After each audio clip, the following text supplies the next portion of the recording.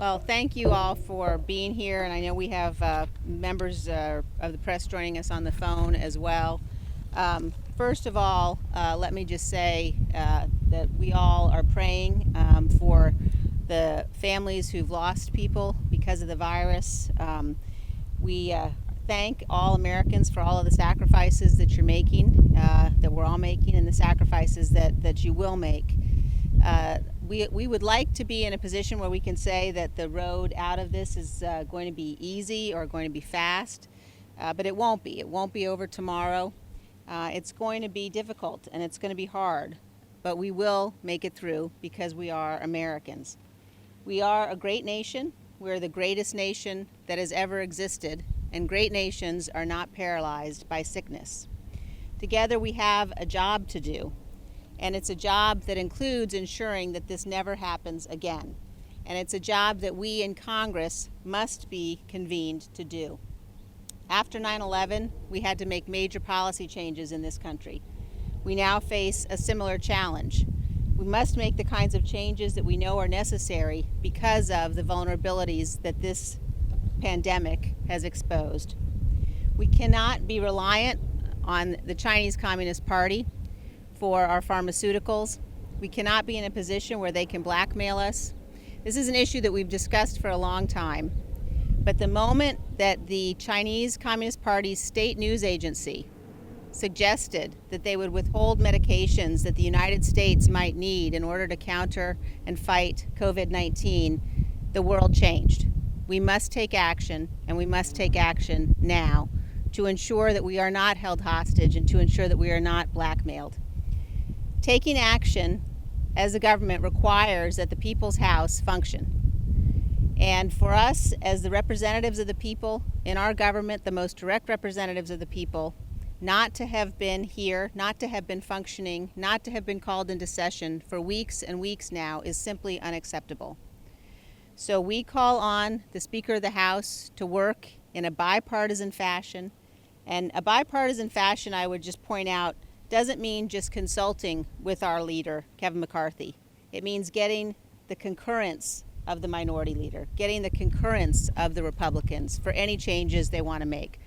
But we must make changes. We must recognize that we have to be able to function, we have to be able to deliberate, we have to recognize the new environment in which we are operating. And I am confident that we will be able to do that. I'm confident that we will finally be able to pass this PPP program, the program that's been delayed now unnecessarily for so long, a program on which there is no disagreement about the importance of this program.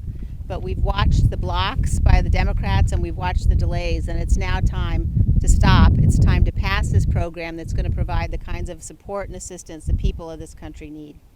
So with that, I'm going to turn things over to our whip, Steve Scalise. Thank you, Liz. It's really important that we are back here in Congress, back doing the people's work. As millions of Americans at home are sheltering, they're homeschooling, as my wife is doing with our two kids right now, as they're wondering whether or not their job is going to be around when this is over. Millions of Americans, over 20 million Americans, don't have a job right now because they're unemployed. It's important that Congress is here working to get through these issues, to work with the president to confront this virus, this hidden enemy that we're all facing, but also looking with an eye towards the future, how we're going to reopen this economy in a safer, smarter way. Nobody suggests there's a false choice between economic health and personal health. We have to do both. We absolutely can do both when we start opening the economy up again. I'm proud that my governor, I worked with him, we met last week and talked about reopening issues. And next week in Louisiana, elective surgeries will start again. And just think about this. While people have been home, while people have been trying to bend the curve down, and clearly we're starting to see the curve down come down in so many areas, we also know that people have been foregoing those critical tests, the life-saving tests, mammograms, colonoscopies, so many other procedures that people would normally be doing to protect their own health that aren't happening right now. We're unfortunately seeing suicides up mental health problems that are starting to overwhelm mental health officials. So there is another cost to this virus because people are losing so much, losing their jobs, losing their businesses, losing their old way of life. There's a cost to that too. And so we need to weigh all of that as we look towards opening the economy up again in a safer, smarter way, while we also confront how the health community is catching up with this disease. I'm encouraged every day when I hear breakthroughs. Drugs that were used effectively for things like lupus or malaria that are now proving effective for some people, not all, but some people with COVID-19. There are more breakthroughs like that in the pipeline that we hear about every day, testing that's being done.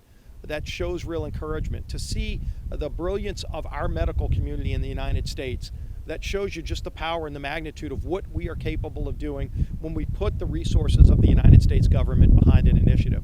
And I think you've seen the country come together like no time we've seen in generations to confront this hidden enemy.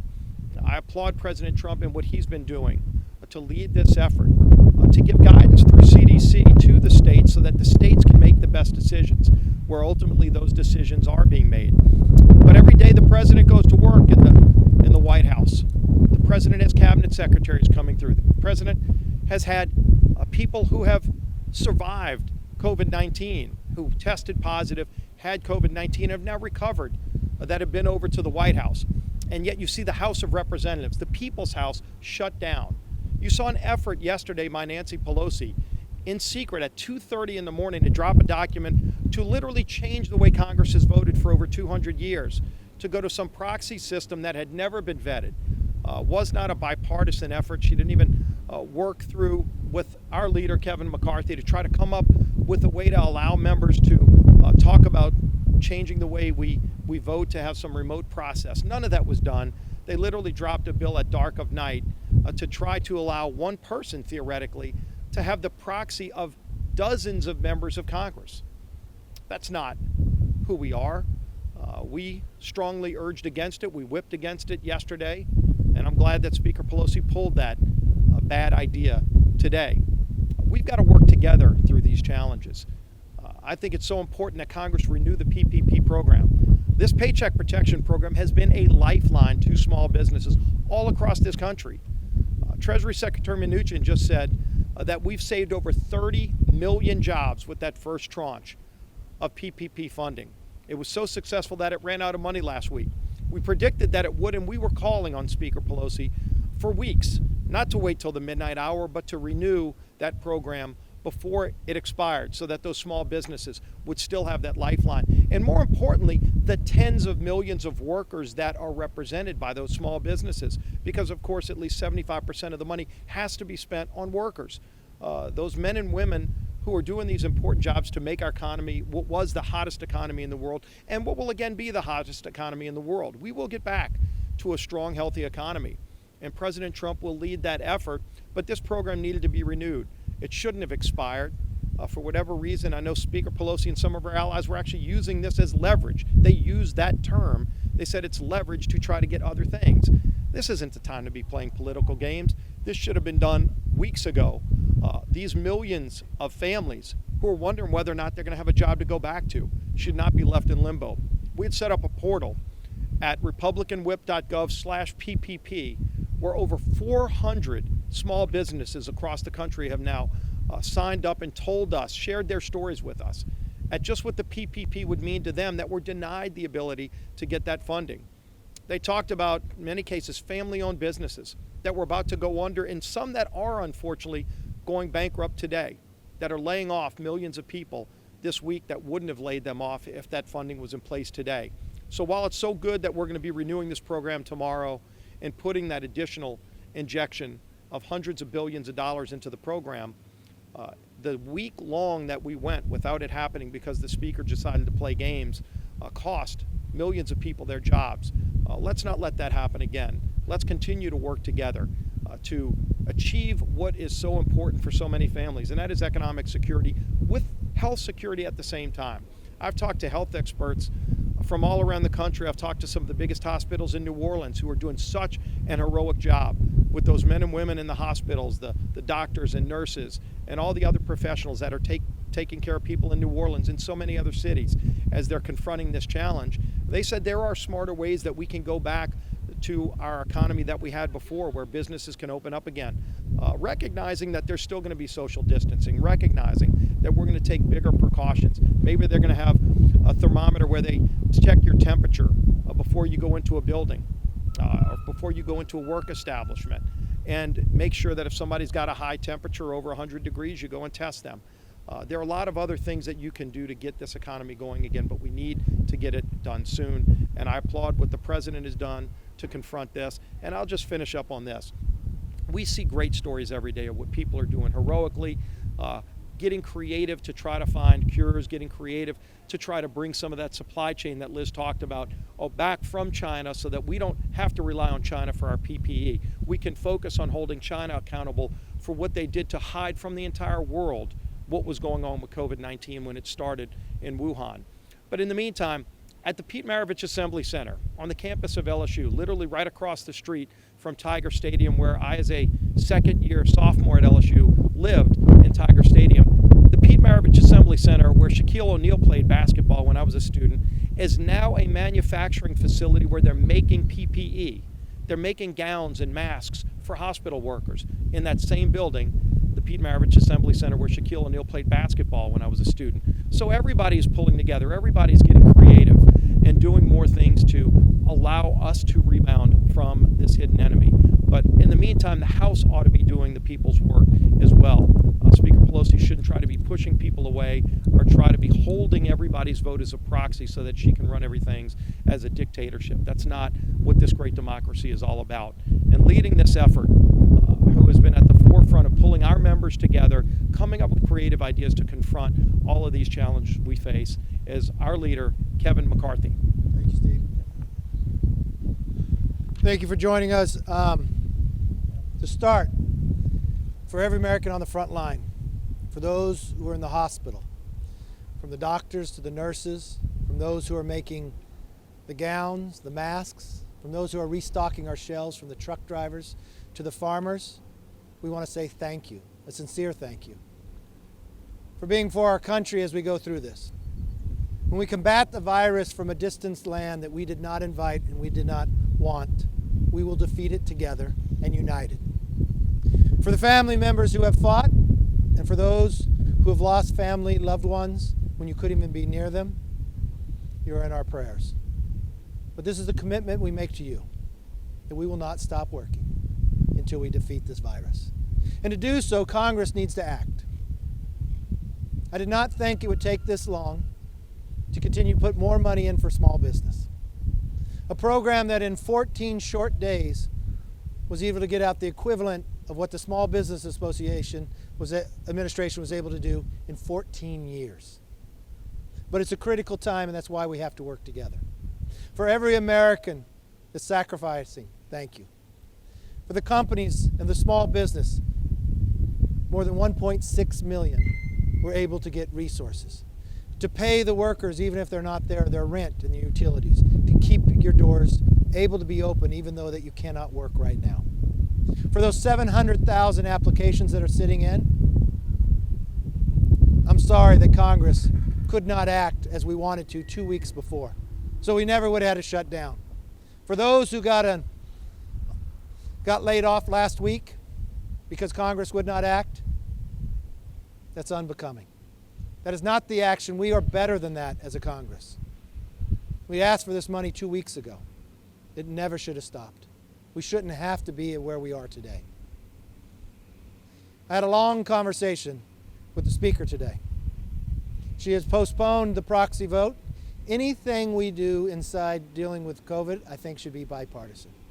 I've had many conversations with our Majority Leader, Steny Hoyer, on ideas and ways that we can open back up, looking at committees and others. I sent a letter to the Speaker yesterday with some of those ideas. In our conversation, I felt it was very productive that we could start looking at that. Congress is essential. The American public needs to see that we're working. The American public has to understand that we could do it in a safe manner so states and others could begin to open as well. We will defeat this virus, but we will only do it together. Congress on both sides of the aisle should make a pledge to stop any more political games at holding up resources that are needed for small business and others. When we look at the money that had already gone out, more than 74% of it went to small businesses that had less than $60,000 in payroll a month. More than 60% of it was given out by small banks with less than $10 billion in assets. In my own home, I got a call and a text. We have a private ambulance company. She called because she was almost in tears, saying that she was about to lay off individuals. This is a family business that's for years it's never had to do that. And she was so fearful that she was afraid that a 911 call would come in and there would not be a paramedic to go. But she said because of this program, they will not. I had other calls from small businesses that said those that they have laid off, they're making a phone call right now to call them back in, that they will get paid. That's what the program's used for. If there is anybody out there that misuses this program, that takes advantage of a situation that quickly we want to get money out in and it was not intended for you, we will find you. Give the money back. I don't even care if it's less than 1%, that's 1% too much. You will not want the reputation that you will soon get if you take advantage. Now is a time for all Americans to come together. For those who do not need it, do not take it. For those who do, we want it to be there for you because we want to work together to solve this problem. With that, let me take questions, and we got a phone here as well, so I think you hit *1 and you can question. Yes? I have 2 questions. Okay. Yes.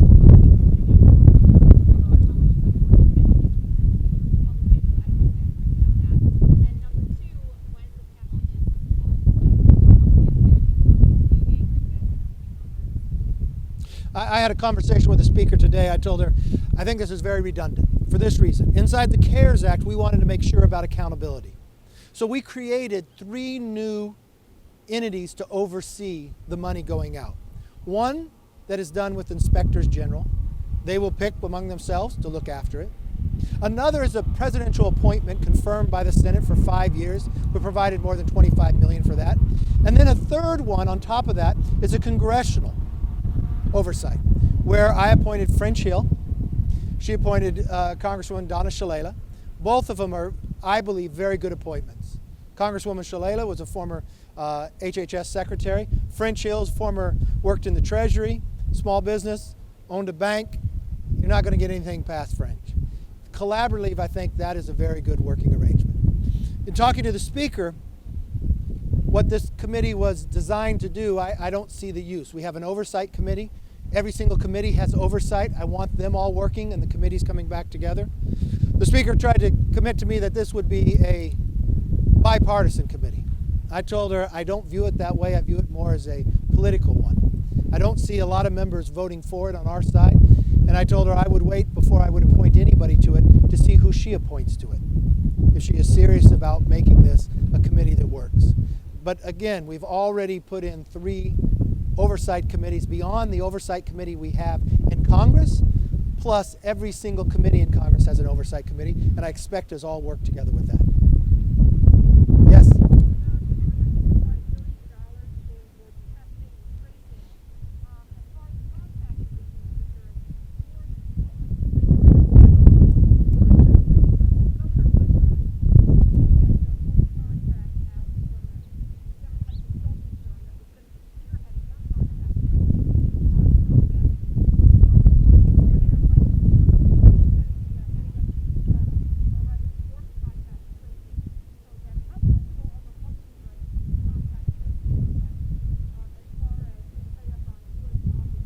I think we should have contact tracing, but the problem here with the governor of Michigan, she went against all norms. She literally gave it to a political consultant that she buys data from. She quickly pulled it back when sunlight was brought to that. This is what we're talking about. Stop playing politics in a time of coronavirus. I'll tell you, the American families do not expect this, nor do they want this. They are battling with something we have not seen before, and for someone to play politics with this and bring politics into it is completely wrong. That's why when it was brought to the attention of the American public, she had to pull it back. You need to be smarter about this, and you need to have guidelines. Yes?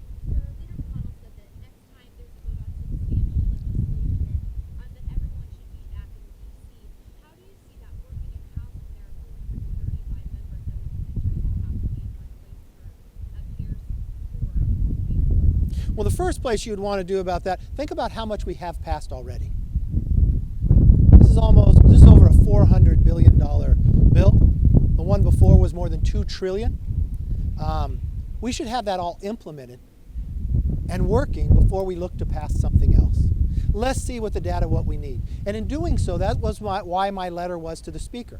That was the conversations that the Majority Leader and I, Steny Hoyer, have had for many times. How could we operate the Capitol? When I look at the states, they're not all opening up at once, but in phases. We could have committees, and committees do the critical work. And that's what needs to come back. You could have committees working today, and inside the letter I asked that. Committee size, we could put you in the auditorium. We could use the Ways and Means Committee so we have social distancing, just as we are in this press conference. We could have social distancing. We can work in public and work through that while Congress is not voting. Work the committee process, and then when the bill comes forth, you could bring them in. Tomorrow, we're going to give you an example of that. It'll be 9 different sections of members to come vote with a time slot. So you'd come in certain doors and out the others. The 9th section is one if you miss the vote. The others will be alphabetical, and you will be given a time slot to come. This nation has been through so much. We have overcome every obstacle, and we will in this one as well. The last thing we would want is Congress to stay home and not act. The nation needs us to, and we can do it in a safe manner. And that may mean just bringing certain committees back and working until we get to the point of a bill.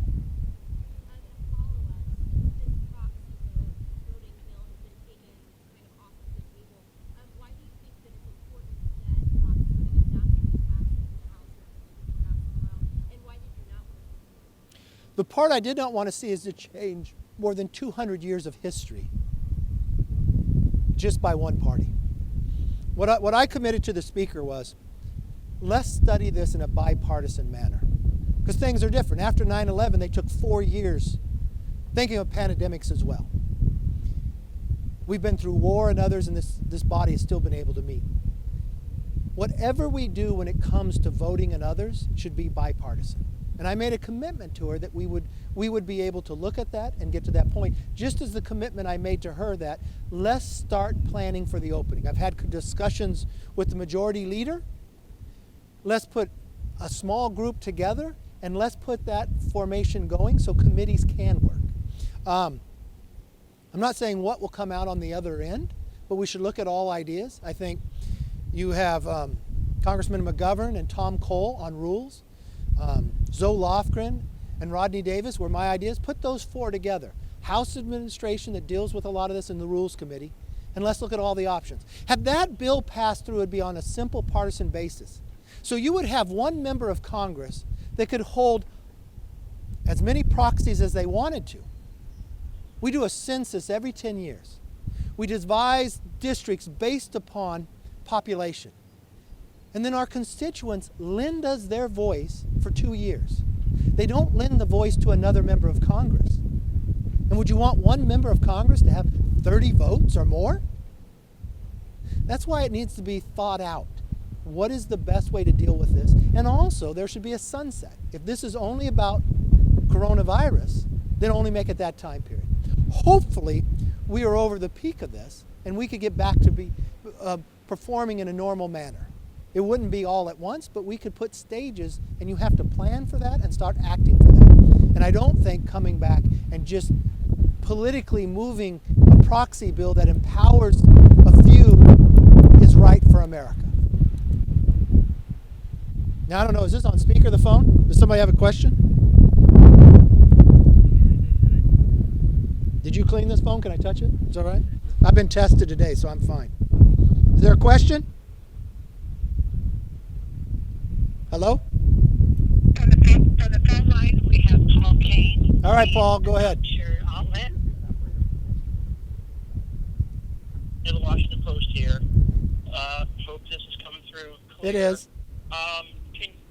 Can you give us a sense of what type of safety measures, in terms of how many people can come back, and how many, just bringing all of the members of Congress back means you have to exponentially increase the number of police that are there guarding the Capitol.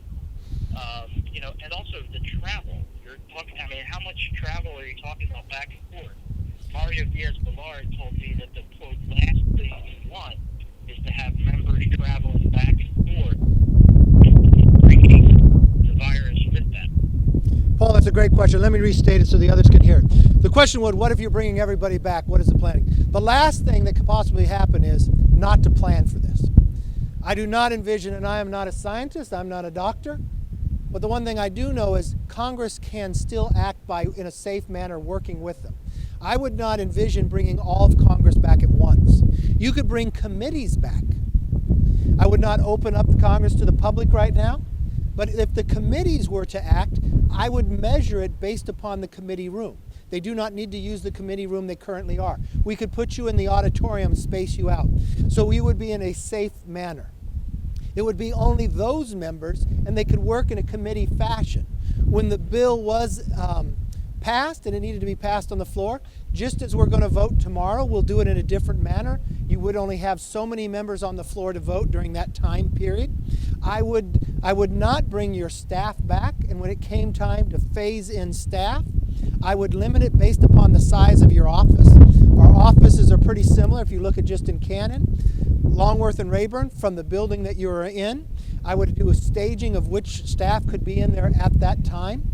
We can get this done. You raise a lot of obstacles, but there are a lot of answers for it. The only answer that I believe is not acceptable is for Congress not to do nothing. Let's plan for it. Let's find our way to deal with it, and we can. We have a lot of big buildings here that everybody doesn't have to be filled in, but that gives you a lot of space to be able to have committee hearings. Yes?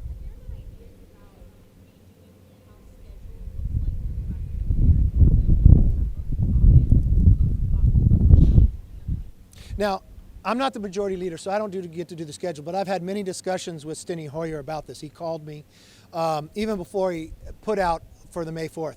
And he also raised this issue, and it's the right issue, not knowing if that's the date we'd come back. But there are weeks coming up where they were a district work period. One happened to be in July when the Democrats were going to do their convention.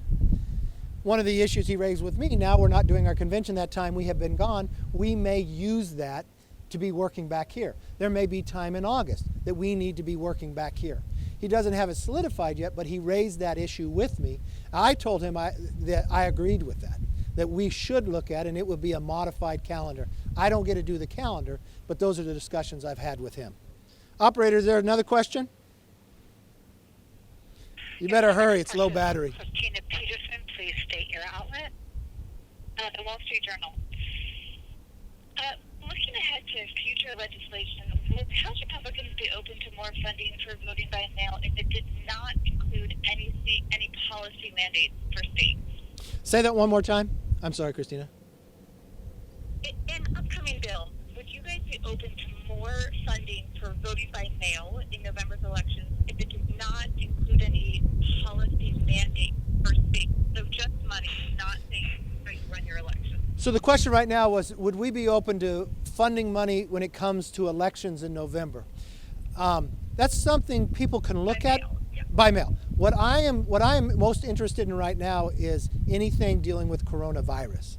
So I'm dealing with how do we solve this problem? How do we provide more testing? Look at the antibodies, making sure we're getting a vaccine and others.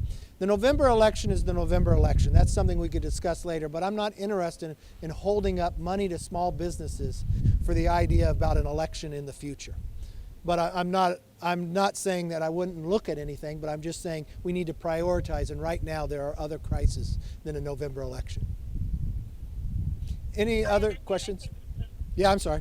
Well, the reason this has come up in part is because there are examples of people who contracted the virus when they went to vote in person in Wisconsin. So I think there's a safety concern that the existence of the virus could inhibit people to go to the polls. You're right. And inside California, each state is different, and states make up how the process they are to vote. In California, we have a very liberal view when it comes to absentee ballots and others. I vote by absentee. I would think there has to be safeguards around it, how you register someone around there. I have heard others who had conversations how they were trying to work, how the absentee would how you'd sign up if there's any tests to know that that individual accountability of that is the individual signing it. There is fraud involved that we have found from the LA Times and others report. So you'd want to make sure that you have safeguards in for anything you deal with the election. But in my point, what I think is this is just as we leave it up to the governors of when they're going to open up their state. Governors are ones who, and state legislatures, decide on how the election process works. I would hate to federalize any election. All right, any other question? The phone is on low battery, so if there's no other ones, I want to thank you for coming out today and look forward to continuing.